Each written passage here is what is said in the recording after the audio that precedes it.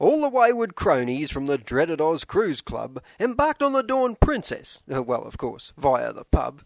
They had to pass a physical near where the ship was moored. Doctors checked their snouts and hamstrings before they stepped on board. The panic was astounding for a modern cruising ship. The talk of swine flu flowed in waves from everybody's lip. Should they quarantine the captain or the members of the crew, anyone who's shown a single sign of fever, cold or flu?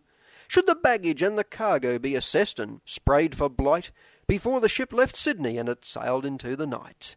1,000 theories thrown around by bureaucratic tape could hold up any sneezy people planning an escape. Still, fear and fumigation finally settled back to calm, and the cruise was cleared to travel, though it stayed on high alarm.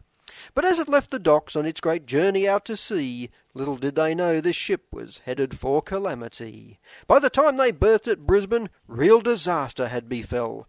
But I'll try to sum up briefly what the health report did tell. Folk began to feel off colour, kinda green around the gills. It all sounded kinda fishy, so they gave them swine flu pills.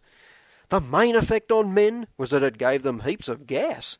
Except one Yank accountant, but he was a real tight ass. One bloke released from quarantine, they'd locked up in the brig, was cleared of flu. His wife had only said, "Oh, you're a pig." The bloke got his revenge, though. He revelled at the sight. Because of her pigtails, she was quarantined that night.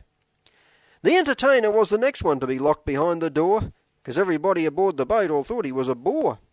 The vast astounding number that had chundered off the decks, by coincidence, had also poured the most grog down their necks. The folk who felt most queasy with their stomach pain so rude had only made pigs of themselves with giant plates of food. The white maggots in the tea room that created merry hell were umpires on holiday from the Melbourne AFL.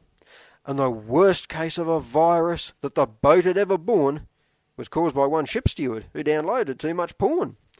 So the final declaration from the health department came, and it decided that pig virus wasn't really all to blame. The investigations ruling from the tests that had begun found the only swine aboard was that reporter from the Sun.